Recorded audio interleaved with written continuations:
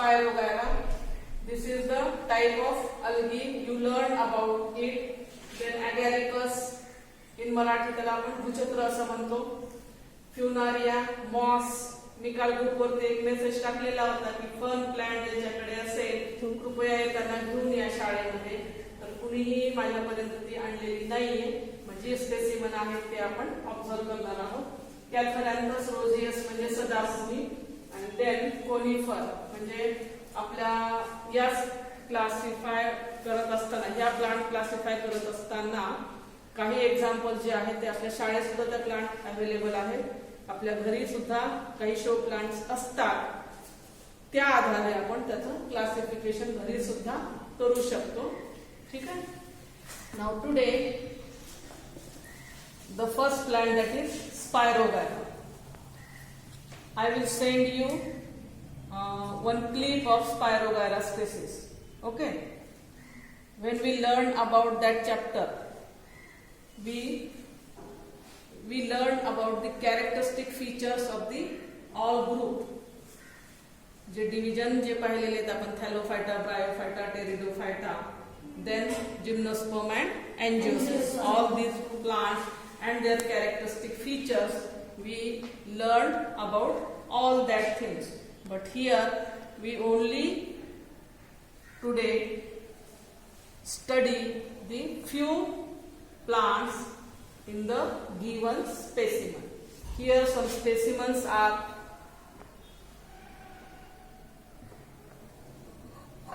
this is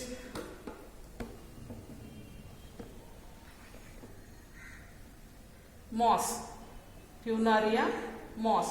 velvet सारखं structure पावसाळ्यात भिंतीवर जे आढळतं आपल्याला त्याचं हे स्पेसिमन. क्लिअर दिसतं म्हणजे मुलींनाही दिसावं आपल्या घरी असणाऱ्या मुलींना. त्यानंतर here the specimen of Spirogyra.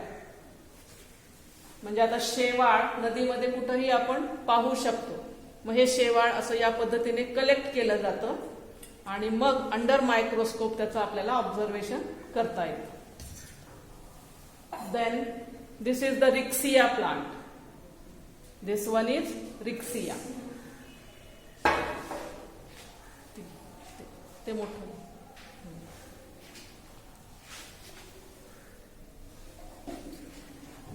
In this specimen jar, classification feature is shown in the given specimen. म्हणजे अगदी मोनोकॉट, डायकॉट सगळेच. Small, herb, shrub. Whenever the plant we have to classify, that is specifically shown in this specimen jar.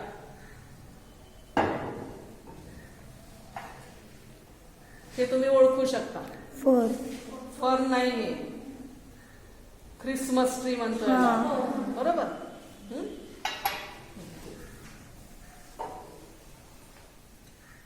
This one conifer. Pinus म्हणजे cycas वर्गीय जिम्नोस्पर्मिक ज्या plant आहे त्याचा हा कोन आहे. दिसतंय ना. हो.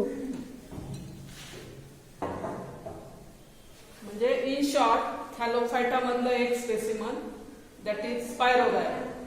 ब्रायोफायटा मधलं Riccia. We have to classify all these plants. Kingdom, division, class and then example.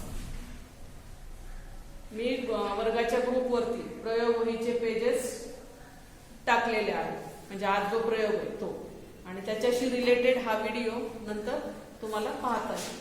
जेणेकरून घरी असणारे आणि म्हणजे ऑनलाईन आणि ऑफलाईन, प्रत्यक्ष ऑफलाईन समोरासमोर तुम्ही आहात माझ्या. त्याच्यामुळे तुमच्या ज्या काही शंका असतील ते तुम्ही विचारू शकता आणि आपल्याला ही प्रयोगही पूर्ण करा. अशा प्रकारे एक एक प्रयोग घेतला जातो. पूर्ण वाढ झालेल्या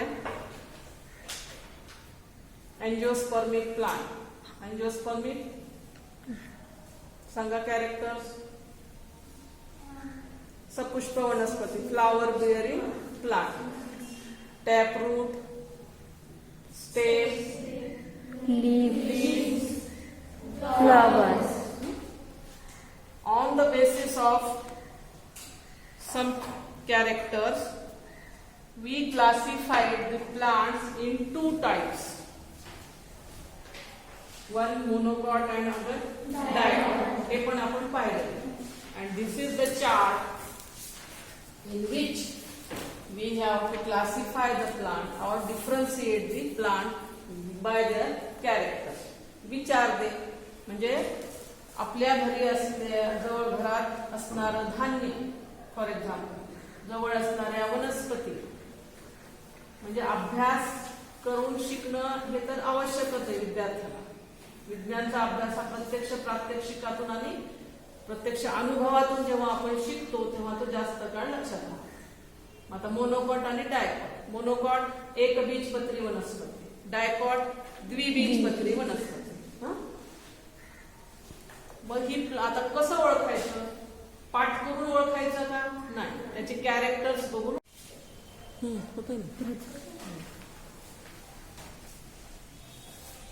म्हणजे प्लांट हातात घेतली की लक्षात यावा किती मोनोकॉट आहे का डायकॉट. आता गवत, grass, it is also a plant, but in grass type किंवा ज्वार, मेज, बाजरा या प्लांटच्या पानांच्या रचनेत फरक, हो की नाही? मुळाच्या रचनेत फरक. ज्वारीची धसकट पाहिली शेतामध्ये जर गेल्यानंतर असा गुच्छ असतो मुळांचा, हो की नाही? But in dicot plant there is a long tap root is present आणि हे सगळे त्याला इतर सपोर्टिव्ह असतात. स्टेम इज रिजिड, मजबूत असतं. ज्वारीचं स्टेम कसं असतं? पोकळ असतं. केळीचं पोकळ असतं. बरोबर? म्हणजे हे एक्झाम्पल्स आपण ऑब्झर्व करायचे कम्पॅरेटिव्हली. जे प्रयोगशाळेत तुम्ही पाहणार, जे तुम्हाला माहिती आहे त्याचं कम्पॅरेटिव्हली तुम्ही स्टडी करायचं. म्हणजे आपल्याला हे पाठ करावं लागत नाही. गवताची मुळं गुच्छासारखी दिसतात, बरोबर? असं एक मोठं मूळ आहे त्याला उपमूळ आहेत असं दिसतात का? नाही. टॅप रूट फक्त adventitious roots are present. Only the adventitious roots are present. In dicot plant tap root आणि मग त्याला सपोर्टिव्ह असणारे इतर मुळं असतात. स्टेम इज रिजिड, लीफ, पानं पाहिल्यावर सुद्धा आपल्याला पटकन फरक ओळखता येतो. केळीचं पान, कर्दळी, फुलवर्गीय वनस्पती. त्यानंतर कांद्याची पात. कशा असतात पानांची रचना?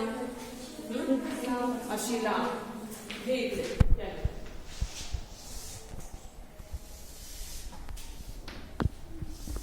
हे असं असतं स्ट्रक्चर. आणि तेच आपण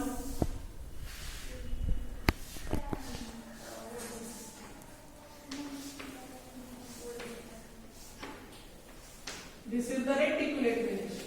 म्हणजे हे पॅरलल रेटिक्युलेट. म्हणजे मी फक्त प्लांट पाहिली की मी म्हणणार ही डायकॉट प्लांट का आहे? तर tap is present, stem is rigid, supportive, leaves that have the reticulate venation and pentamerous flower, trimerous, pentamerous flower. But in monocot, roots are adventitious. Venation is parallel. या पद्धतीने तुम्हाला दिसू शकते. हे parallel venation, reticulate venation. Fibrous roots, tap root. Trimerous flower म्हणजे तीन भाग, फुलाचे तीन भाग एक दल मध्ये, मोनोकॉट मध्ये. डायकॉट मध्ये ते पेंटामेरस, जास्वंदीचं फुल. ठीक आहे, हे जास्वंदीचं पान. अशा पद्धतीने तुम्हाला सेक्शन काढून जरी समोर ठेवलेला असेल तरी तो ओळखता आला पाहिजे.